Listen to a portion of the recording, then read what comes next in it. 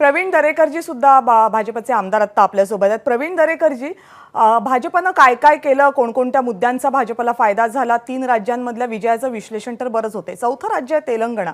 कर्नाटक पाठोपाठ साऊथमधलं हे आणखीन एक राज्य जिथे भाजपला प्रवेश करता आलेला नाहीये किंवा फार मोठं यश मिळवता आलेलं नाहीये. जरी आता देवेंद्र फडणवीस यांनी उल्लेख केला असेल की मतांची टक्केवारी वाढली असं असलं तरी काय नेमकं कारण आहे? तुमच्या सगळ्या योजना उत्तरेमध्ये अगदी यशस्वी होतात पण दक्षिणेमध्ये मात्र भाजपला फार यश मिळवता येत नाही. नाही, आपण बघाल की देवेंद्रजी म्हणाले त्याप्रमाणे माझंही म्हणणं आहे, कारण मी तेलंगणामध्ये जवळपास 1 महिनाभर होतो. त्या ठिकाणी केंद्र सरकारच्या योजना त्या ठिकाणी तेलंगणामध्ये आल्या, परंतु दुर्दैवानं त्या ठिकाणचा जो KCR नावाचा मुख्यमंत्री होता, BRS सरकार होतं, ते या योजनांमध्ये खोडा घालायचं, पोचवायचे नाहीत. काही त्या ठिकाणी पैसे डायव्हर्ट करायचे, काही ठिकाणी त्या योजनांवर आम्हीच आणल्यात असं करून बिंबवण्याचा प्रयत्न करायच्यात. अशा प्रकारचं हर्डल नक्कीच त्या ठिकाणी मोठ्या प्रमाणावर होतं. परंतु आम्हाला प्रवेश मिळाला नाही तर आम्ही खूप यश मिळवले. आमच्या केवळ 2 आमदार होते, आज आम्ही 9-10च्या आसपास त्या ठिकाणी पोचलोय. मतांची टक्केवारी त्या ठिकाणी वाढलेली आहे. आता त्या ठिकाणी आम्हाला त्या ठिकाणी आणखी यश मिळालं असतं, जवळपास आम्ही 25 ते 30च्या दरम्यान पोचू शकलो असतो. परंतु त्या ठिकाणी आपण बघाल तर BRS आणि भारतीय जनता पार्टी एक आहे अशा प्रकारचं परसेप्शन क्रिएट करण्यात काँग्रेस काही अंशी यशस्वी झाली. नंतरच्या काळामध्ये त्या ठिकाणी मोदी साहेबांनी KCR वर टीका केल्या, BRS वर केल्या. त्या ठिकाणी अमित भाईंनी सांगितलं आम्ही सोडणार नाही. परसेप्शन कमी करण्याचा आम्ही काही अंशी प्रयत्न केला, परंतु लोकांचा BRS ला विरोध होता, KCRच्या विरोधात व्हेवज होती आणि त्याचा नकळत फायदा त्या ठिकाणी काँग्रेसला झाला.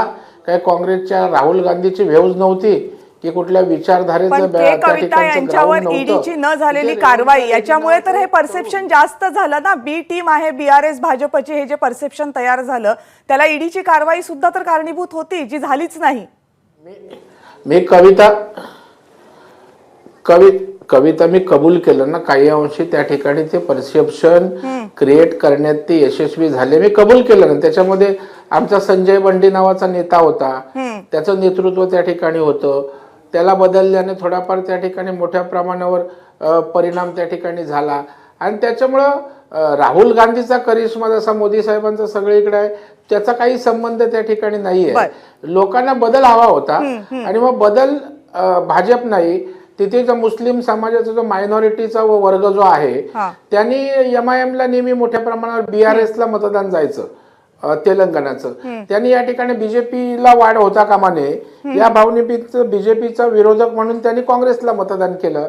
असे अनेक फॅक्टर्स त्या ठिकाणी आहेत. उदाहरणार्थ मी आपल्याला सांगतो, आदिलाबादला मी त्या ठिकाणी इन्चार्ज त्या जिल्ह्याचा होतो, त्या विधानसभेचा.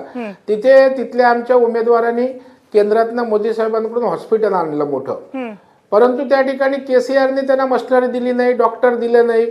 अशा प्रकारचं प्रत्येक कामाची अडवणूक KCRनं केली. त्याचा भ्रष्टाचार टोकाचा होता आणि या सगळ्यांना लोकांच्या मनात त्याच्याविषयी चिड होती आणि बदल त्यांच्या पथ्यावर काँग्रेसच्या पडला, ही वस्तुस्थिती त्या ठिकाणी आहे. परंतु तेलंगणामध्येही चांगलं यश भारतीय जनता पार्टीला या ठिकाणी मिळालंय आणि भारतीय जनता पार्टी श्रद्धा, सबुरी, संयमाचा पक्ष आहे. 2 वर्णा एवढी मजल आज केंद्रामध्ये घेतली, इथपर्यंत पक्षाचा प्रवास झाला. उद्या दाक्षिणात्य राज्यांमध्ये सुद्धा त्या ठिकाणी येणाऱ्या काळात आपल्याला भाजपची मुसंडी दिसेल, जशी आज संपूर्ण देशभर. मला वाटतं राजीव सरांना याच्यावर एक कमेंट करायची. राजीव सर, कॉमेंट ही की मला आता मी दिल्लीमध्ये असताना मला याच्याबद्दलचं जे एक अनालिसिस भाजपतनं ऐकायला मिळालं ते हे होतं की भाजपमध्ये काही अंशी आपण त्याला कन्फ्युजन म्हणूया, ते असं होतं की आपण काय पद्धतीनं लढलं तर त्याचा फायदा किंवा त्याचं नुकसान जास्त काँग्रेसला होईल.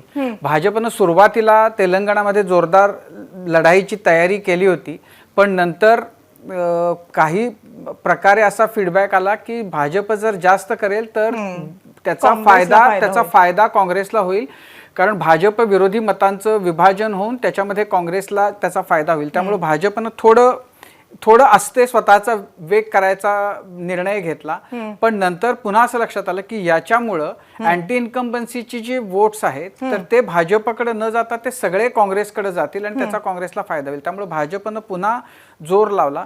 भाजपनं जर म्हणजे जो सुरुवातीचा जो वेग होता तो जर त्यांनी ठेवला असता तर 2 आकडी संख्या तिथं भाजपला गाठता आली असती.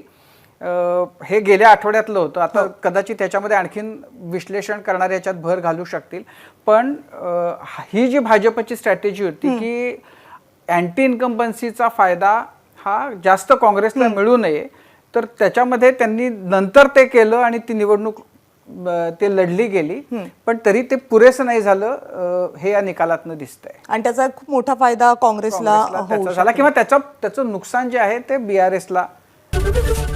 एबीपी माझा, उघडा डोळे बघा नीट.